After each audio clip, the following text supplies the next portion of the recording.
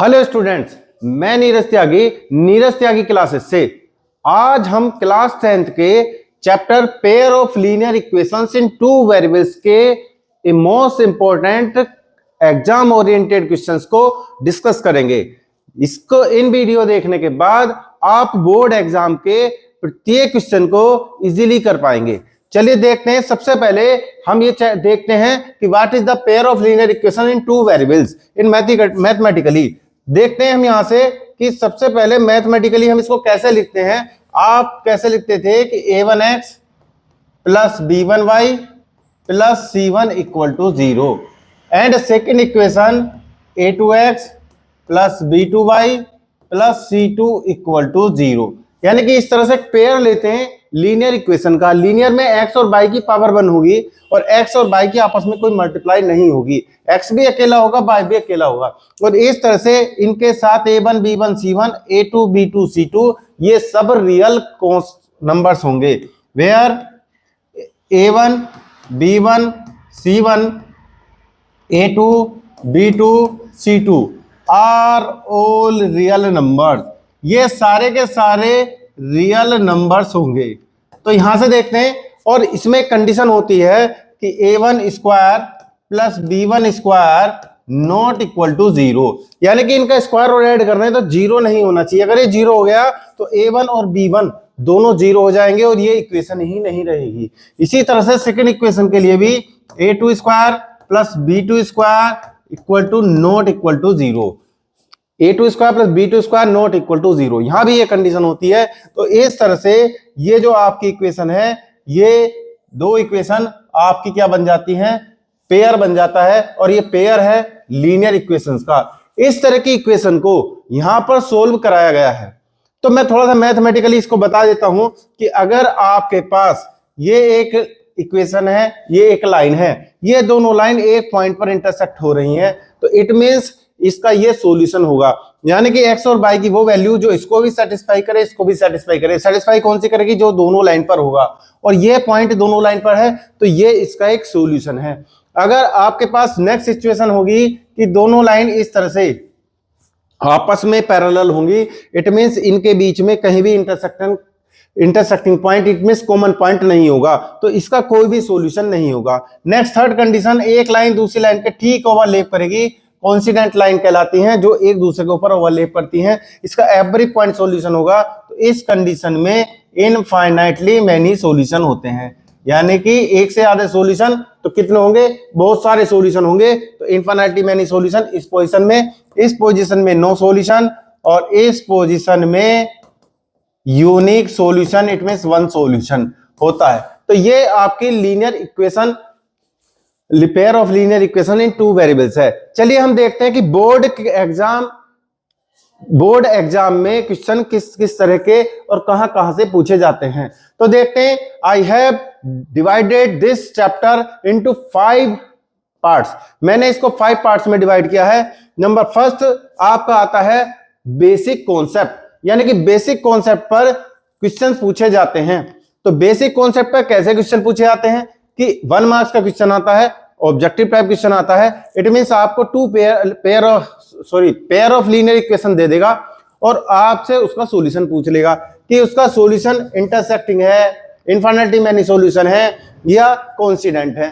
ठीक है ना? या फिर आपको ऐसा करेगा कि वहां से 2 इक्वेशन दे देगा, वहां पर जो रियल नंबर्स थे, कोएफिशिएंट थे, उसमें कोई अननोन दे देगा और उस अननोन की वैल्यू फाइंड करा लेगा। ये आपका बेसिक कॉन्सेप्ट पर यहां से क्वेश्चन को पूछा जाता है।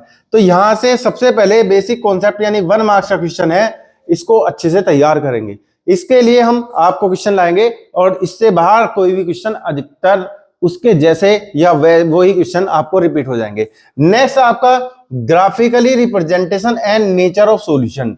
आपसे ग्राफिकली रिप्रेजेंटेशन पर क्वेश्चन पूछ सकता है, आपसे नेचर ऑफ सॉल्यूशन पर क्वेश्चन पूछ सकता है। और ये 1 और 2 मार्क्स का क्वेश्चन आता है। 1 से 2 मार्क्स का ये क्वेश्चन आता है ग्राफिकली रिप्रेजेंटेशन, यानी कि आपका जो कोई भी आपके पास ग्राफिकली रिप्रेजेंटेशन दे देगा और पूछ लेगा कि किस किस तरह का ये सॉल्यूशन है, या इक्वेशन दे देगा उसका ग्राफिकली रिप्रेजेंटेशन पूछ लेगा।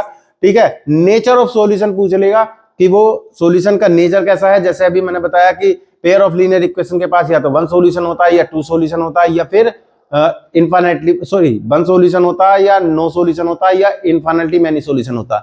कभी भी इसके टू सॉल्यूशन नहीं हो सकते। अगर if a pair of linear equation have two solution, अगर पेयर ऑफ लीनियर इक्वेशंस ने टू सॉल्यूशन रखे तो इट मींस उसके पास इनफाइनाइटली मैनी सॉल्यूशन होंगे। टू सॉल्यूशन कभी नहीं हो सकते, उससे ज्यादा सॉल्यूशन होंगे। चलिए देखते हैं next algebraical condition, very very important है। 2 से 3 मार्क्स का क्वेश्चन यहां पूछता है, 2 से 3 मार्क्स का क्वेश्चन। और क्या क्या कंडीशन होती हैं? कंडीशन ये होती हैं कि A1 upon A2 first ratio not equal to second ratio. आपके पास जो इक्वेशन थी उसमें A1 upon A2 not equal to B1 upon B2 आता है, तो यूनिक सॉल्यूशन आता है, यूनिक सॉल्यूशन आता है। नेक्स्ट, अगर आपके पास A1 upon A2 equal B1 upon B2 not equal C1 upon C2 आता है, यानी कि थर्ड रेशियो नॉट इक्वल हो जाए तो ये no solution, it means parallel की कंडीशन है। इस कंडीशन पे डिपेंडेंट क्वेश्चन पूछता है, मोस्ट इंपॉर्टेंट है। 2 से 3 मार्क्स का क्वेश्चन आता है। नेक्स्ट आपका A1 अपॉन A2 अगर तीनों रेशियो इक्वल हो जाएं तो ये कंसिस्टेंट है, इनफाइनाइटली मैनी सॉल्यूशन है, infinitely many solution, many solution. इसमें क्या होगा, इसमें आपके पास अलजेब्रिकल इक्वेशन देगा, उसमें आपको इन कंडीशन की हेल्प से find the value of k कह सकता है, या फिर कंसिस्टेंसी और इनकंसिस्टेंसी पूछ सकता है, नहीं पूछेगा। तो इस पर डिपेंडेंट क्वेश्चन तो 100% आता ही आता है। ये बोर्ड फेवरेट क्वेश्चन है और मेरा भी ये फेवरेट क्वेश्चन है। नेक्स्ट देखते हैं अलजेब्रिक मेथड। अलजेब्रिक मेथड पे 3 से 5 मार्क्स का क्वेश्चन आता है और इसमें अलजेब्रिक मेथड में आपके पास आता है क्वेश्चन, 2 ही मेथड यहाँ अलजेब्रिक हैं जो आपके यहाँ सिलेबस में है, एक एलिमिनेशन मेथड और एक है आपका सब्स्टिट्यूशन मेथड। और बोर्ड फेवरेट मेथड और मेरा फेवरेट मेथड भी एलिमिनेशन मेथड है। फर्स्ट है सब्स्टिट्यूशन और सेकंड है एलिमिनेशन। ये चैप्टर इनमें से इस 2 मेथड पर क्वेश्चन पूछा जाता है और 3 to 5 मार्क्स आता है। नेक्स्ट मेरा फेवरेट है वर्ड प्रॉब्लम। वर्ड प्रॉब्लम बहुत सारे बच्चों से, यहां भी ये वर्ड प्रॉब्लम की फॉर्मेट में दे देता है और यहां भी ये वर्ड प्रॉब्लम की फॉर्मेट में देता है। और वर्ड प्रॉब्लम की फॉर्मेट में जो क्वेश्चन देता है उसमें एज पर क्वेश्चन देता है, ठीक है। एज प्रॉब्लम्स हो सकती हैं, नंबर प्रॉब्लम्स हो सकते हैं, कॉस्ट एंड वैल्यू प्रॉब्लम्स हो सकती हैं, स्पीड डिस्टेंस प्रॉब्लम हो सकती है। यानी कि ये 4 टाइप की प्रॉब्लम आपके यहाँ पूछी जाती है अगर ये वर्ड प्रॉब्लम में प्रॉब्लम आती है, और आती ही आती है 4 to 5 मार्क्स में। इट मींस ये चैप्टर अभी तक बोर्ड में मिनिमम 8 मार्क्स का और मैक्सिमम 13 मार्क्स तक पहुंच जाता है, ठीक है ना, 8 to 13, ठीक है ना। ये मार्क्स, इसके सबसे ज्यादा मार्क्स का ये चैप्टर आता है, इंपॉर्टेंट चैप्टर है, इसको अच्छे से तैयार कीजिए। यहां से मैंने आपको ये सारे पार्ट बताए हैं, इन पार्ट पर डिपेंडेंट क्वेश्चंस की अब हम बात करेंगे, ठीक है ना। चलिए उस पर हम डिस्कस करेंगे। देखते हैं क्वेश्चन नंबर 1। क्वेश्चन नंबर 1 देखते हैं, pair of linear equations, important question है इसमें। Question number 1, the number of the solutions of this, इसके सॉल्यूशन की बात कर रहा, नंबर ऑफ सॉल्यूशन की बात कर रहा। और मैंने आपसे ये बताया है कि नंबर ऑफ सॉल्यूशन की अगर ये बात करता है तो यहां से आपके पास या तो पेयर ऑफ लीनियर इक्वेशन के सॉल्यूशन 0 होते हैं, यानी कि सॉल्यूशन ही नहीं होता, या फिर यूनिक सॉल्यूशन होता है, यानी कि एक सॉल्यूशन होता है, या फिर इनफाइनाइटली मैनी सॉल्यूशन होते हैं, यानी कि एक से ज्यादा सॉल्यूशन होते हैं, बहुत सॉल्यूशन होते हैं, इनफाइनाइटली मैनी सॉल्यूशन। तो इसका मतलब ये तो कभी होता ही नहीं है, 2 सॉल्यूशन तो इसके पास होंगे ही नहीं, 2 होंगे तो वो इनफाइनाइटली मैनी सॉल्यूशन में इंक्लूड हो जाता है। चलिए देखते हैं, सोल्व करते हैं इसको। काफी आपने देखा होगा, जब भी वेरिएबल्स, जब भी अननोन आपको पावर्स में दिखाई दे, जब भी अननोन आपको पावर्स में दिखाई दे तो आप दोनों तरफ का बेस सेम बनाएंगे। जैसे यहां 3 to the power x plus y है, यहां भी 3 to the power में अगर ये बन जाता है तो इसको कंपेयर करा लेते हैं और यहां से x प्लस वाई की वैल्यू फाइंड कर लेते हैं। चलिए देखते हैं, यहां पे 243 इसके हम फैक्टर करते हैं। आप देख रहे हैं कि 2 4 6 और प्लस 3 9, इन नंबर्स का सम 9 हुआ, इट मींस ये नंबर 3 से डिवाइड होगा। और 3 से जैसे ही मैंने डिवाइड किया, 3 से जैसे ही मैंने डिवाइड किया, 3 8 जा 24 और 3 1 जा 3, यहां पर 81 फिर 3 से डिवाइड हुआ, 3 2 जा 6, फिर 3 से डिवाइड हुआ 9, फिर 3 से डिवाइड हुआ 3, फिर 3 से डिवाइड हुआ 1। तो 1 2 3 4 5, यानी कि ये जो नंबर है 3 टू द पावर 5 में कन्वर्ट हो गया। इट मींस इक्वेशन आपके पास क्या थी, 3 to the power x plus y equal to 243, और 243 को आप 3 टू द पावर 5 लिख सकते हैं 3x प्लस y। दोनों तरह से x की 3 टू द पावर को कंपेयर कराया, तो compare on both side x plus y equal to 5, equation number first. This is first linear equation, ये फर्स्ट लीनियर इक्वेशन आपके पास आई है। नेक्स्ट देखते हैं question 243 to the power x plus y equal to 3।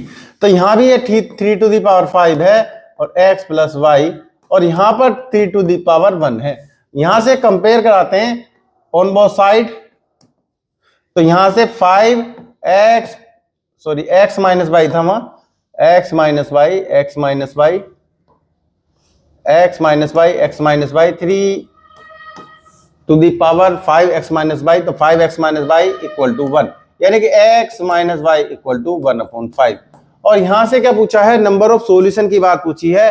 तो आप सोल्व कराएं या ना कराएं, आप नंबर ऑफ सॉल्यूशन की बात कर रहे हैं तो आप कंडीशन देखेंगे a1/a2 b1/b2 के अगर नॉट इक्वल आता है तो a1 की वैल्यू 1 है, b1 की वैल्यू 1 है, यानी कि ये वैल्यू आती है आपकी 1/1 आ गया।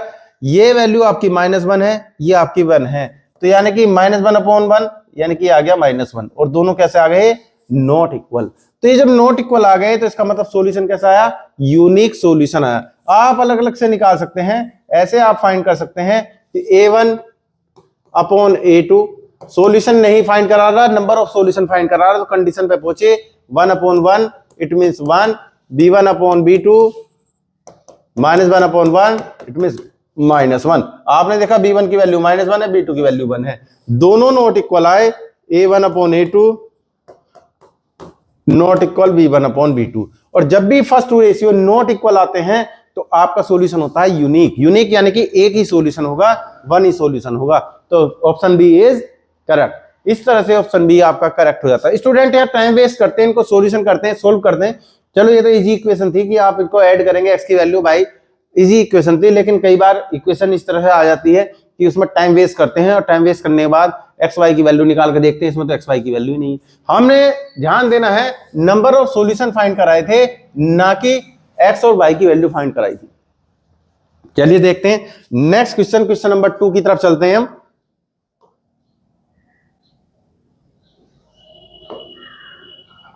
Question number 2, pair of linear equations. इस तरह से पेयर ऑफ लीनियर इक्वेशन, एक इक्वेशन ये है और एक इक्वेशन ये है, represents two lines which are.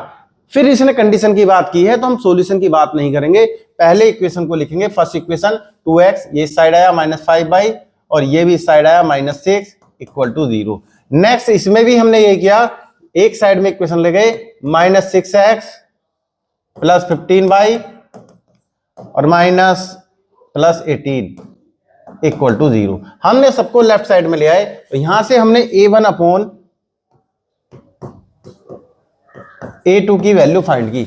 a1 की वैल्यू 2 और a2 की वैल्यू -6, तो वैल्यू क्या आ गई, -1/3। यहां से b1/b2 की वैल्यू फाइंड की, b1 की वैल्यू -5 और इसकी वैल्यू 15, ये वैल्यू आ गई -1/3। इसी तरह से c1/c2 की वैल्यू हमने -6, 18, ये भी वैल्यू आ गई -1/3। इट मीन सारे रेशियो क्या आए हैं, इक्वल आए हैं। आपने देखा तीनों रेशियो इक्वल हैं। जब तीनों रेशियो इक्वल आते हैं तो इट मीन्स हमारे पास कोइंसिडेंट लाइन हो जाती है, एक दूसरे को ओवरलैप करेगी। वैसे भी आप देख सकते थे, आपने देखा था यहाँ 3 से -3 से मल्टीप्लाई करके ये आ रहा था, तो यहाँ -3 से मल्टीप्लाई करके ये आया, -3 से मल्टीप्लाई करके ये आया। आपको यहाँ तक इतना सोल्व करके देखने की भी नीड नहीं थी। आपने देखा कि इस इक्वेशन को अगर मैं -3 से मल्टीप्लाई कर दूं तो ये इक्वेशन न्यू बन जाती है, यानी कि ये यही इक्वेशन है, बस इसको एडजस्ट किया गया है। यानी कि एक ही इक्वेशन है, उसको 3 या किसी नंबर से मल्टीप्लाई करके कर दिया जाए तो वो ओवरलैपिंग यानी कि वही सॉल्यूशन उसके होंगे जो इसके सॉल्यूशन है। तो ये कोइंसिडेंट लाइन कहलाती है। इसको काफी डिटेल में मैं जब पढ़ाता हूं तो काफी डिटेल में इसको बताता हूं, इसके ग्राफ बनवाता हूं, लेकिन ये एग्जाम ओरिएंटेड इंपॉर्टेंट क्वेश्चंस की बात चल रही है, तो केवल आप क्वेश्चन को फोकस कीजिए और कुछ चीजें आपको मिल रही होंगी जो कॉन्सेप्ट बेस होंगी। नीरज त्यागी कॉन्सेप्ट से मैथ्स इजी हो जाता है। चलिए देखते हैं। 2 lines are given to be parallel. 2 lines parallel दी गई हैं। अभी हमने बताया था 2 लाइन्स पैरेलल दी जाए तो इस जो इक्वेशन दे रखी है उसे किसी नंबर से मल्टीप्लाई करके सेकंड इक्वेशन को रखा जाता है। तो the equation of the one of the lines, एक लाइन ये है तो अदर लाइन कौन सी होगी? चलिए देखें। इसको 3 से मल्टीप्लाई करके रखा गया तो ये 3 9x आ गया, बट यहाँ 3 से मल्टीप्लाई करके तो ये आंसर नहीं होगा। सभी को एक ही नंबर से मल्टीप्लाई करके रखा था। पहले मैंने एक को ऑब्जर्व किया, केवल x के कोफिशिएंट को, x के कोफिशिएंट को ऑब्जर्व किया कि 3 से मल्टीप्लाई करके रखा गया है। नेक्स्ट को देखा 3 से मल्टीप्लाई करके रखा ही नहीं गया, उसी नंबर से मल्टीप्लाई होनी चाहिए, तो यानी कि ये नहीं है। नेक्स्ट देखते हैं, यहां पर -12x, ये -4 से मल्टीप्लाई करके रखा गया, पर -4 से यहां कराते तो +8 आता, ये भी नहीं है। यहां पर देखते हैं -12x है तो -4 से मल्टीप्लाई करा के ये रखा, -4 से यहां कराएंगे तो ये आएगा, और आपके पास 7, सॉरी पैरेलल की बात चल रही थी, मैं ओवरलैपिंग की बात नहीं चल रही थी, पैरेलल की बात चल रही थी। पैरेलल में क्या होता है कि ये वाला जो पोर्शन है पैरेलल में, a1x + b1y + c1 = 0, a2x + b2y + c2 = 0, यानी कि ये वाला आपस में मल्टीप्लाई करके रखा जाता है, ये डिफरेंट होता है। आपने पैरेलल कंडीशन के लिए पढ़ी थी कंडीशन, a1/a2 = b1/b2 ≠ c1/c2, यानी कि पहले 2 रेशियो इक्वल होंगे, थर्ड रेशियो नॉट इक्वल होगा। तो हमने अगर ओवरलैपिंग की बात करेंगे, जो मैं अभी बोल रहा था, तो ओवरलैपिंग में क्या होता है, ये तीनों इक्वल होते हैं, इसी को किसी नंबर से मल्टीप्लाई करके यहां रखा जाता है। तो हम ओवरलैपिंग की बात कर रहे थे, तो लेकिन यहां पूछा है पैरेलल, तो पैरेलल में ये थर्ड कंडीशन नॉट इक्वल होनी चाहिए, बाकी ये दोनों इक्वल होने चाहिए। तो यहां देख रहे हैं आप, ये दोनों इक्वल हो गए इसके, बट ये नहीं है। आप चेक भी कर सकते हैं, a1 क्या था 3, b1 क्या था -2 और c1 क्या था -5। आप a1/a2 इस कंडीशन को फोकस करते हैं, b1/b2 इस कंडीशन को फोकस करते हैं, c1/c2। आपने देखा कि ये जो नंबर हैं, इन नंबर को मल्टीप्लाई करके यहां रखा जाना चाहिए, ये तभी ये रेशियो इक्वल आएंगे, बट थर्ड नॉट इक्वल होना चाहिए। तो आपने देखा इसको -4 से मल्टीप्लाई किया, इसको -4 से, ये यानी कि ये दोनों इक्वल हो गए, ये वाला पोर्शन। अब ये -5 है, ये -6 है, यानी कि ये दोनों नॉट इक्वल हो गए। आप कंडीशन से भी चेक कर सकते हैं, तो राइट आंसर होगा आपका सी। तो इस तरह से हम इनको देखते हैं। नेक्स्ट देखते हैं क्वेश्चन नंबर 4, जो अभी मैंने बताया था ग्राफिकली से, द पेयर ऑफ इक्वेशन, ये इक्वेशन है, रिप्रेजेंट्स 2 लाइन्स विच आर, ये कौन सा सॉल्यूशन रखेंगे? तो अभी हमने बात की थी a1/a2 निकालेंगे, a1 की वैल्यू 6 है और a2 की वैल्यू 2, यहां से आया 3। b1/b2 की वैल्यू फाइंड करेंगे, b1 की वैल्यू -3 और इसकी वैल्यू -1, ये भी आया 3। c1/c2 की वैल्यू फाइंड करेंगे, वहां पर 10 है और यहां पर 9 है, यानी कि ये आया नॉट इक्वल, यानी कि फर्स्ट 2 रेशियो इक्वल है और थर्ड नॉट इक्वल है। तो आपने देखा a1/a2 equal b1/b2 not equal c1/c2। जब थर्ड रेशियो नॉट इक्वल हो, इससे पहले वाले क्वेश्चन में देखा था, तो लाइंस कैसी होंगी? पैरेलल होंगी। लाइंस कैसी होंगी? पैरेलल। हमने बताया था कि अगर फर्स्ट 2 रेशियो नॉट इक्वल है तो सॉल्यूशन कैसा आता है? यूनिक। आपने देखा कि a1/a2 b1/b2 not equal c1/, ये नॉट इक्वल इन पे आ जाए तो नो सॉल्यूशन, और अगर तीनों इक्वल आ जाएं तो कंसीडर इनफाइनाइटली मेनी सॉल्यूशन। इस तरह से हम इसको लिखते हैं। चलिए देखते हैं आगे। तो यहां का आपने बता दिया, ऑप्शन डी करेक्ट। नेक्स्ट देखते हैं क्वेश्चन नंबर 5। क्वेश्चन नंबर 5 में आपने देखा कि ए फ्रैक्शन बिकम्स 4। एक फ्रैक्शन है जो क्या बन जाता है, 4 बन जाता है। तो हमने क्या किया, एक फ्रैक्शन लेट किया x अपॉन y। ऑब्जेक्टिव है x is the numerator and y the denominator. इसने कहा 4 बन जाता when 1 is added to both, जब दोनों में 1 ऐड करते हैं, इसमें भी 1 ऐड कर दिया, इसमें भी 1 ऐड कर दिया, तो ये 4 बन जाता है। क्रॉस मल्टीप्लाई कराएंगे, यहां से एक इक्वेशन आ जाएगी। हमने कहा था नंबर बेस वर्ड प्रॉब्लम आती है, नंबर बेस वर्ड प्रॉब्लम है। तो यहां से x plus 1 equal to 4y plus 4, 4y इधर कॉमन लिया, x minus 4y equal to 3। Equation number first, ये फर्स्ट इक्वेशन आपके पास आई। नेक्स्ट क्या कहा इसने, एंड इट बिकम्स 7। यह 7 बन जाता है, लेकिन कब, 1 is subtracted from both the numerator and denominator. 1 हम सब्ट्रैक्ट करा ले दोनों से, तो ये इस तरह से बन जाता है। तो x minus by 7y minus 7, एक तरफ को हम इसको लेकर आए, तो यहां से ये इधर आ गया, यहां से -6, ये +1 इधर जाएगा, तो ये -6। इक्वेशन हो गई सेकंड। हम दोनों को सोल्व करेंगे, और दोनों को सोल्व करके इसने क्या पूछा है, द न्यूमरेटर, केवल न्यूमरेटर पूछा है ऑफ द गिवन फ्रैक्शन, यानी कि हमसे x पूछा है। और हम यहां देखा कि x y को फाइंड करना इजी है, तो हम इसको सब्ट्रैक्ट करा देते हैं, प्लस माइनस ये कैंसिल हो गया, यहां से हमारे पास आ गया -3y, और यहां से आ गया -9, तो y की वैल्यू आ गई 3। और y की वैल्यू 3 किसी भी एक इक्वेशन में आप रख दीजिए। y की वैल्यू 3 यहां रखी, तो ये -6, और 3 रखी तो उधर +21, यानी कि वैल्यू आ गई 15। x की वैल्यू क्या आई, 15। Option D is correct. इस तरह से हम देख लेते हैं किसी भी एक इक्वेशन में, सबसे पहले दोनों इक्वेशन को सोल्व कर लिया, y फाइंड करना इजी था, y को फाइंड कर लिया 3, और y जब 3 आ गया, चाहे इसी इक्वेशन में रख दिए, y के 3 रखेंगे, तो 4 मल्टीप्लाई 3 12, 12 इधर जाके ऐड होगा, तो क्या होगा 15। आप फर्स्ट में इसको रख सकते हैं, मैंने सेकंड में इसको रख दिया था, आप फर्स्ट में रख सकते हैं, पुट y इन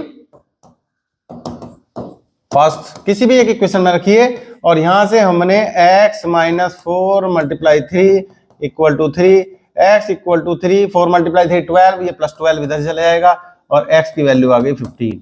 इस तरह से हमने ये ऑप्शन डी राइट किया है। चलिए आगे देखते हैं क्वेश्चन नंबर 6 में क्या कहा, if the system of the linear equations, एक ये इक्वेशन है और एक ये इक्वेशन है। इस तरह का क्वेश्चन कई बार 3 मार्क्स में पूछा गया है, ठीक है ना। 5 मार्क्स में थोड़ा टिपिकल है, 5 मार्क्स तक में इस क्वेश्चन को पूछा जाता है। Have infinitive number of solution, infinity many solution है इसके, then find the value of a and b।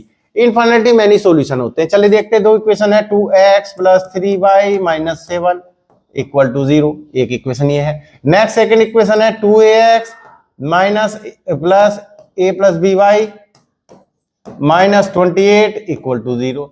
यहां से आपने कंपेयर किया, a1 की वैल्यू 2, b1 की वैल्यू 3, और c1 की वैल्यू -7। ये सब आप कंपेयर करना जान ही गए होंगे। x का कोफिशिएंट है 2, तो a1 हो गया 2, y का कोफिशिएंट है b, तो b1 हो गया 3, और कांस्टेंट टर्म होती है c1, तो ये -7। इस तरह से हमने a1, ऐसे ही हमने a2 की वैल्यू क्या है यहाँ 2a, b2 की वैल्यू क्या है यहाँ a + b, और c2 की वैल्यू क्या है यहाँ -28। For infinitely many solution, for infinitely many solution के लिए तीनों रेशियो क्या होते हैं, इक्वल होते हैं। आपने देखा था a1/a2, b1/b2, c1/c2। a1 की वैल्यू रखी 2, ये 2a, b1 की वैल्यू क्या है 3, और ये a + b, c1 की वैल्यू क्या है -7/-28। इस 2 से ये 2 कैंसिल, इस 7 से 4 टाइम्स कैंसिल, माइनस से minus cancel, 1/a equal to 3/a + b equal to 1/4। यहां से इसको इसके इक्वल रखा, 1/a equal to 1/4, cross multiply कराई, a की वैल्यू क्या आ गई 4, या रेसिप्रोकल कर दिया, a की वैल्यू क्या आ गई 4। नेक्स्ट में सेकंड को थर्ड के इक्वल रखा, 3a + b 1/4 क्रॉस मल्टीप्लाई कराई, 4 इधर मल्टीप्लाई 12 और यहाँ a प्लस बी। हमने a की वैल्यू फाइंड कर चुके थे 4, तो यहां से a की वैल्यू रखी 4 प्लस b, तो b की वैल्यू क्या आई, 4 माइनस में आएगा 12 minus 4 equal to 8, equal to 8। यहां से a की वैल्यू 4 और b की वैल्यू 8, ये हम फाइंड कर चुके हैं। तो इस तरह से हम ये देख लेते हैं कि इनफाइनाइटली मैनी सॉल्यूशन की बात की थी, तो a की वैल्यू 4 और b की वैल्यू 8, यहां से हम रख लेते हैं। देखो अगर यहां पे 4 रखेंगे तो ये सेकंड इक्वेशन क्या आएगी, 8x प्लस यहां पर रखा 4 और यहां पर रखा 8, तो यहां पर क्या गया 12y और यहां पर आया 28। आपको हमने बताया था पहले इक्वेशन को देख लीजिए, 4 से मल्टीप्लाई करके रखा गया, इसको भी 4 से मल्टीप्लाई करके रखा गया, इसको भी 4 से मल्टीप्लाई करके रखा गया। अभी हमने इससे पहले बताया था, तो ओवरलैपिंग इनफिनिटी मैनी सॉल्यूशन में दोनों इक्वेशन वो एक ही इक्वेशन से दूसरी इक्वेशन निकाली गई है किसी नंबर से मल्टीप्लाई करके, ऐसे भी आप इसको देख सकते हैं। चलिए देखते हैं नेक्स्ट क्वेश्चन नंबर 7।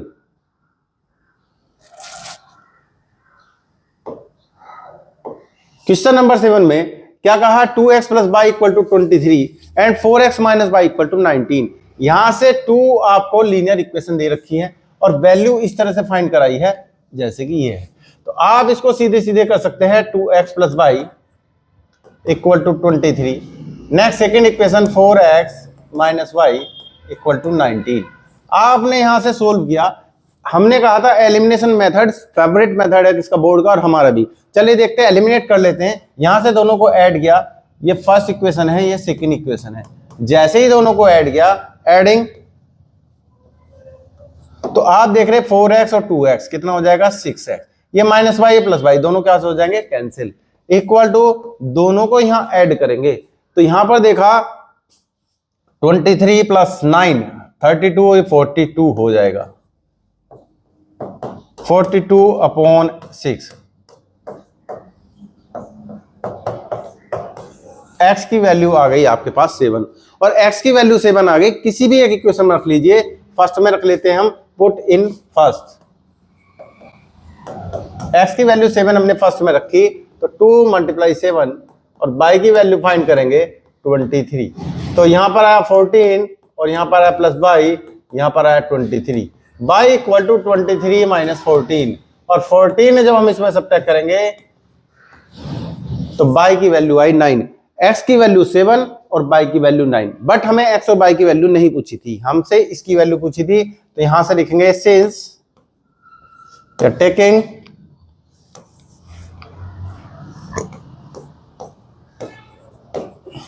क्या है 5y माइनस 2x, 5 y की वैल्यू कितनी है 9 माइनस 2 x की वैल्यू कितनी है 7। यहां से हमने इसको मल्टीप्लाई कराया 45 माइनस इसको मल्टीप्लाई कराया 14, हमने इसको सब्ट्रैक्ट कराया क्या आया 31। 5 में से 4 आप 1 लिखेंगे, 4 में से 1 3 1 लिखेंगे, 31 इसकी वैल्यू है। नेक्स्ट सेकेंड देखते हैं, by upon x minus 2 and second part, by की वैल्यू क्या है 9 और x की वैल्यू है 7 माइनस 2।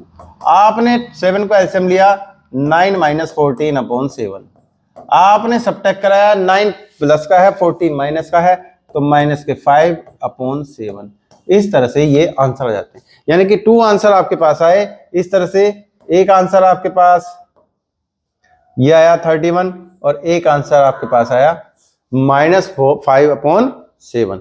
इस तरह से ये क्वेश्चन नंबर 7 भी हो जाता है। चलिए देखते हैं आगे, नेक्स्ट देखते हैं क्वेश्चन नंबर 8, वर्ड प्रॉब्लम। हमने कहा था कि वर्ड प्रॉब्लम काफी पूछी जाती है चैप्टर से, मोस्ट इंपॉर्टेंट फेवरेट है बोर्ड का इसकी वर्ड प्रॉब्लम का पूछना। चलिए देखते हैं, half of the difference between 2 numbers. यहां पर 2 नंबर्स लिए गए, तो let x and y be 2 numbers. यहां पर 2 नंबर्स हमने ये ले लिए और ये 2 नंबर्स इस तरह से लिए हैं कि x greater than y such that x greater than y, such that x greater than y, x बड़ा है y से। तो इसने क्या कहा, half of the difference between 2 numbers, यानी बड़े नंबर में से छोटा नंबर सब्ट्रैक्ट करें और उसका हाफ अगर हम करें तो वैल्यू क्या आती है 2 आती है। यहां से क्रॉस मल्टीप्लाई कराया, x minus y equal to 4, equation number first. एक लीनियर इक्वेशन ये आ चुकी है। नेक्स्ट देखते हैं second part. According to question the sum of the greater number का सम करा गया and twice the smaller number को 2 से मल्टीप्लाई करी गई है, यानी कि x ग्रेटर नंबर को प्लस करा गया and second according to second condition, और स्मॉलर नंबर को 2 से मल्टीप्लाई करी गई है, तब इनका प्लस किया गया। इक्वल कितना हो जाता है 13, कितना हो जाता है 13। फिर समझ लेंगे कि यहां से आपने देखा ये कहा था कि the sum of the greater number का सम किसके साथ, and twice the smaller number का ट्वाइस करेंगे और ग्रेटर नंबर में प्लस करेंगे और तब वो 13 आएगा। तो ये 13 इसने दिया। चलिए देखते हैं। इसी तरह से हम यहां से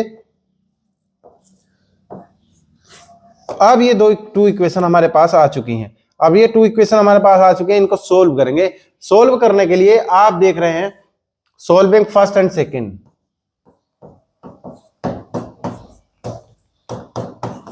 दोनों नंबर्स की वैल्यू फाइंड कराई गई। तो यहां सबसे पहले x और y को इनको सबट्रैक्ट करा लेंगे। आपस में सबट्रैक्ट कराया, x minus y equal to 4 है, यहां पर x plus 2y equal to 13 है। दोनों को अगर मैं सबट्रैक्ट कराऊं तो x कैंसिल हो जाएगा, माइनस माइनस माइनस ये कैंसिल हो गया, ये माइनस का y है, माइनस का 2y है तो माइनस का 3y रहा। यहां पर 4 है, माइनस का 13 है तो माइनस का 9 रहा। y equal to minus 9 upon minus 3, it means y की वैल्यू आपके पास आई 3। यहां से माइनस कैंसिल और 3 से ये 3 टर्म्स। जैसे ही y की वैल्यू आई, किसी भी एक इक्वेशन में y की वैल्यू रख दीजिए। पुट इन फर्स्ट में हमने y की वैल्यू रखी x माइनस 3 इक्वल टू 4 और x इक्वल टू 4 प्लस 3 और यहां से आया 7। x की वैल्यू क्या आ गई 7। इस तरह से हमने x की वैल्यू 7 एंड y की वैल्यू 3। अब हम अपने कंडीशन से चेक कर सकते हैं कि 7 में से 3 सबट्रैक्ट कराया जाए तो 4 आ जाता है, और 4 को अगर हाफ करें तो 2 आएगा। पहली कंडीशन सेटिस्फाई। सेकंड कंडीशन देख लेते हैं कि ग्रेटर नंबर 7 है, 7 को नंबर ऐसे रखा जाए और स्मॉलर नंबर 3 है, इसको 2 से मल्टीप्लाई करके 6, दोनों का प्लस 13 आएगा। इट मींस हमारा आंसर राइट है। सेकंडों में आपने चेक कर लिया कि आंसर हमारा राइट है। तो ये आपका इस तरह से क्वेश्चन नंबर 8 हो जाता है। चलिए देखते हैं आगे, last question of this video. चले देखते हैं। 2 angles of A right angle triangle. एक राइट एंगल ट्रायंगल है, उसमें 2 एंगल्स की बात कर रहा है और ये कह रहा है कि अदर देन 90 डिग्री, वो 90 डिग्री से दूसरे एंगल हैं। तो देखते हैं राइट एंगल ट्रायंगल, कोई भी राइट एंगल ट्रायंगल हो, एक एंगल अगर 90 डिग्री है तो बाकी दोनों का प्लस, इन दोनों का प्लस क्या होता है 90 डिग्री होता है। तो यहां से let x and y be, ये 2 एंगल्स लेट किए हमने, be 2 angles other than 90 degree in right angle. तो बी 2 एंगल्स लेट किए हमने in right angle other than 90 degree. तो इनका plus according to right angle triangle condition कि दोनों का प्लस 90 डिग्री होगा। अगर ये 90 डिग्री है तो बाकी दोनों, एक को x लेट कर लिया, एक को y, दोनों का प्लस क्या होगा 90 डिग्री होगा। फिर क्या कहा, आर इन द रेशियो, वो कौन किस रेशियो में है 2:3 है। तो यानी कि x upon y equal to 2/3 ratio में है अकॉर्डिंग टू सेकंड कंडीशन। पहली कंडीशन से हमने ये प्लस किया, ये सेकंड कंडीशन आ गई। अब इन दोनों को सोल्व करना है। क्या कहा इसने, express the given situation algebraically as a system of linear equation in 2 variables and hence the solve it. ये आपने किसमें, एल्जेब्रिक इक्वेशन में आपने इसको लिख दिया है। x plus y equal to 90 degree और यहां से x इक्वल टू 2/3 आप ऐसे लिख सकते हैं। ये इक्वेशन चलो थर्ड कह दी मैंने, यहाँ इसको ही सेकंड कहना तो ज्यादा ठीक रहेगा। एक ही इक्वेशन कर लेते हैं क्योंकि एक नंबर बढ़ाएं। यहां से x की वैल्यू हमने इस इक्वेशन में पुट कर दी। Put x in first, put x in first, first में x पुट कर लिया हमने और जैसे ही हमने पुट किया x को तो 2/3 plus y equal to 90 degree. यहां से आपने 3 एलसीएम लिया, 2y plus 3y upon 3 90 degree. यहां पर दोनों को ऐड किया, 5y upon 3 equal to 90 degree. यहां से y की वैल्यू फाइंड कर रहे हैं, 90 डिग्री मल्टीप्लाई 3 अपॉन 5 से इसको डिवाइड किया, 18 5 90, 18 से इसकी मल्टीप्लाई कराई, y इक्वल टू 54। तो एक एंगल हमारे पास y इक्वल टू 54 है। अब y इक्वल टू 54 है, y की वैल्यू रख दीजिए, पुट इन सेकंड। जैसे ही y की वैल्यू रखी तो x की वैल्यू आ जाएगी। आप 90 में से डिग्री का सब्ट्रैक्ट कर लीजिए जाए, तो यहां क्या आ गया 18, यह आ गया 36 डिग्री। इसी तरह से आपके पास जो वैल्यू आई है x इक्वल टू 36 और y इक्वल टू 54 डिग्री। इस तरह से हमने ये x और y की वैल्यू फाइंड कर ली। माय डियर स्टूडेंट, मैंने ये 10th क्लास और 12th क्लास में भी अब हम ये most important exam oriented questions की जो सीरीज है वो चला रहे हैं, ठीक है ना। 10th में स्टार्ट कर दी गई है, 12th में स्टार्ट हो रही है, ठीक है ना। इसमें से ये जो क्वेश्चंस हैं एग्जाम ओरिएंटेड टाइप क्वेश्चन हैं, आप इस तरह के क्वेश्चन ही एग्जाम में पाएंगे। तो माय डियर स्टूडेंट, आप इनको ध्यान से देखिए। आई होप आपको अच्छे से समझ में आ रहा होगा, ठीक है। मेरे पढ़ाने का मेथड आपको अगर अच्छा लगता हो तो आप मेरी वीडियो को लाइक करें, शेयर करें और नीरज त्यागी क्लासेस को सब्सक्राइब तो जरूर ही करें। वो सभी स्टूडेंट्स जो 10th क्लास में किसी भी बोर्ड में हो, आप उनके साथ ये वीडियो शेयर कीजिए, उनका भी इसमें बोर्ड एग्जाम को देने में काफी हेल्प हो जाएगी और उनको काफी एग्जाम इजी लगेगा, वो टेंशन फ्री हो जाएंगे। तो इसलिए मेरी रिक्वेस्ट है कि इसको आप 10th क्लास के स्टूडेंट के साथ ज्यादा से ज्यादा शेयर कीजिए। Thank you very much for watching my videos.